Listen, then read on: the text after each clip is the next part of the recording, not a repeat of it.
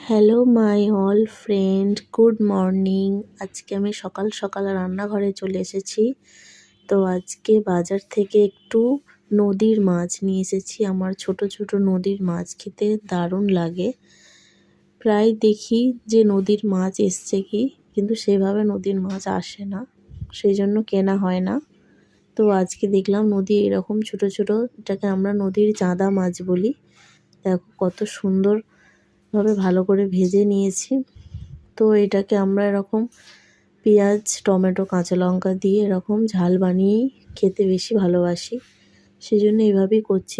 দেখো পেঁয়াজ, কাঁচা লঙ্কা আর একটু জিরে দিয়েছি তেলের মধ্যে, দিয়ে ভালো করে ভেজে নিয়ে একটু অল্প আদা রসুন বাটা দিয়ে ভালো করে নেড়ে চেড়ে এর মধ্যে এবার যা যা ঝালের মধ্যে লাগে, আর এখন যেহেতু শীতের সবজি